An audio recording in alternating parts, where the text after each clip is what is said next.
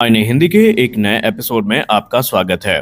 इस समय आप सब अगर सोशल मीडिया पर एक्टिव है और इंटरनेट मीडिया पर एक्टिव है तो आपने रोसबोरोन एक्सपोर्ट के उस बयान के बारे में तो सुन रखा होगा जो कि उन्होंने SU-57 के संबंध में दिया है। और इस बार उन्होंने कुछ ऐसी बातें कही हैं जो कि भारत के लिए काफी अट्रैक्टिव हो सकती हैं। लेकिन हम ये भी जानेंगे कि कैसे अगर अब भारत SU-57 के बारे में सोचे भी तो भारत के सामने अब दिक्कतों का पहाड़ है। भारत कैसे उन पहाड़ के दिक्कतों के पहाड़ को पार करेगा और अपनी ज़रूरतों को पूरा करेगा, इस पर भी हम डिस्कशन करने वाले हैं। देखिए, एरो इंडिया से ही क्लियर हो गया था कि रशिया के इंटेंशन क्या है।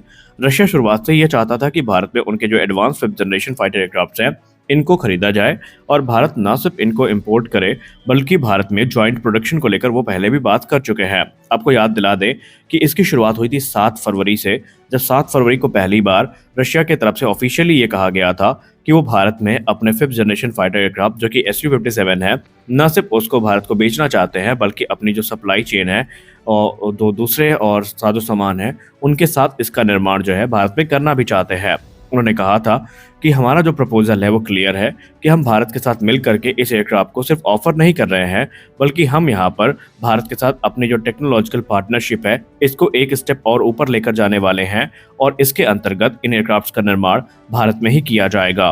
उन्होंने कहा कि हमने भारत को एक डिटेल्ड रिपोर्ट पेश करी है जहां पर हमने जो फिनिश्ड एयरक्राफ्ट है उसके बारे में तो बात किया ही क्या है, लेकिन कैसे इसका ज्वाइंट प्रोडक्शन आगे बढ़ सकता है, कैसे हम भारत की मदद कर सकते हैं, इस पर भी हमने चर्चा करी है। और 7 फरवरी को ही जो रोसबोरोन एक्सपोर्ट के CEO है अलेक्जेंडर मिकेव, उन्होंने खुद कह दिया था ये चीज़ कि सबसे इंपॉर्टेंट चीज़ यहाँ पर होने वाली है कि भारत के मन में एक संदेह है कि इस एयरक्राफ्ट को लेने के बाद भारत को क्या एडिशनल बेनिफिट मिलेंगे। तो उन्होंने कहा बेनिफिट बहुत सारे हैं, जैसे कि ये एयरक्राफ्ट भारत की सारी ज़रूरतों को पूरा करेगा। हम हर प्रकार से जो टेक्नोलॉजिकल एडवांसमेंट है एयरक्राफ्ट में वो करने के लिए तैयार है, और लेकिन इसमें भारत का जो निर्णय है वो अंतिम निर्णय माना जाएगा। और जब उनसे पूछा गया प्रश्न कि कैसे इसका निर्माण भारत में होगा, क्या ज़रूरी मेजर्स उठाए जाएंगे, तो इस पर बात करते हुए उन्होंने ये कहा कि भारत और रशिया के जो संबंध हैं वो दशकों पुराने हैं और भारत ने कई रशियन फाइटर्स को ऑपरेट भी किया है, जिसमें मुख्यतः MiG-21 से लेकर के SU-30 तक शामिल है। और ऑलरेडी नासिक प्लांट में 200 से ज़्यादा जो Su-30 MKI हैं ये बनाए गए हैं।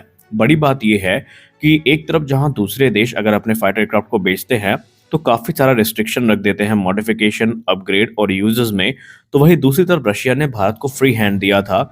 हाँ, कुछ दिक्कतें ज़रूर आई थी, लेकिन वो दिक्कतें इतनी बड़ी नहीं थी कि उससे भारत का प्रोग्राम प्रभावित होता। भारत ने निस्संदेह Sukhoi-30 MKI में बहुत सारे मॉडिफिकेशन करे हैं, बहुत सारे अपग्रेड करे हैं और लगातार ये अपग्रेड हो भी रहे हैं। और Sukhoi-30 MKI के स्ट्राइक पैकेज को अगर आप देखें तो आपको उसमें 70% इंडिजिनस मिसाइल्स और बॉम्ब्स हैं वो देखने को मिलने वाले हैं, जैसे कि चाहे रुद्रम 3 हो या फिर हमारा गांडीव मिसाइल हो, सारी मिसाइल्स हमें Sukhoi-30 MKI में देखने को मिल रही हैं। इसके अलावा भारत ने काफ़ी हद तक सप्लाई चेन को भी अपने देश में इस्टेब्लिश कर रखा है, जहां पर जरूरी स्पेयर पार्ट्स का निर्माण भी किया जा रहा है जिनका यूज़ Sukhoi-30 में किया जाता है। और इसी चीज़ को आधार बनाकर रूस अब ये ऑफर कर रहा है कि अगर भारत चाहे तो नासिक प्लांट जो है जहां पर Sukhoi-30 MKI का निर्माण होता रहा है वहां पर कुछ माइनर ट्वीक्स के साथ जो निर्माण है एयरक्राफ्ट का वो शुरू किया जा सकता है। उन्होंने कहा 70% जो इक्विपमेंट्स हैं यहाँ पर वो कंपैटिबिलिटी रखते हैं SU-57 के साथ और हमें बहुत बड़े पैमाने पर चेंजेस नहीं करने पड़ेंगे, बल्कि ये जो लिटिल चेंजेस हैं ये भारत के लिए काफ़ी मददगार साबित हो सकते हैं और भारत यहाँ पर इनका निर्माण कर सकता है। हालांकि भारत की तरफ से ऑफिशियली इस चीज़ को अभी एक्सेप्ट नहीं किया गया है, लेकिन मीडिया के गलियारे में बात करें तो भारतीय वायुसेना के पूर्व अधिकारी ये कहते हैं कि निस्संदेह इस प्रकार के ऑफर कभी कभी ही आते हैं, लेकिन अगर भारत के सामने आया है तो भारत को कंसीडर करना चाहिए।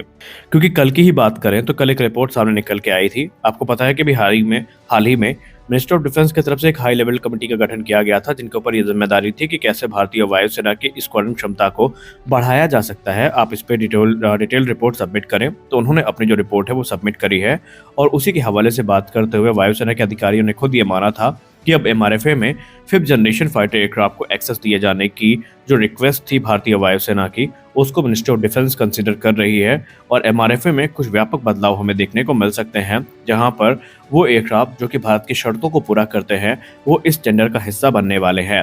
अब यहाँ पर टेंडर की बात जहां तक रही तो अभी हम थोड़ा हट के बात कर रहे हैं, लेकिन अगर हम टेंडर की बात करें तो वहाँ पर कुछ क्लॉज हैं जिसको लेकर के रशिया पूरी तरीके से कंपैटिबिलिटी को दिखाता है। हम सब जानते हैं कि MRFA model made in India initiative के अंतर्गत होने वाला है, यानी मेक इन इंडिया इनिशिएटिव के अंतर्गत होने वाला है। इसका निर्माण भारत में होगा और भारत की कंपनियों के द्वारा ही किया जाएगा। तो इसको लेकर रूस को कोई दिक्कत नहीं है। तो ऐसे में SU-57 के चांस और ज़्यादा बढ़ जाते हैं। अब SU-57 की जहाँ तक बात रही, तो ये दुनिया के उन चुनिंदा फिफ्थ जनरेशन फाइटर एयरक्राफ्ट्स में से एक है जो इस समय ऑपरेशनल है।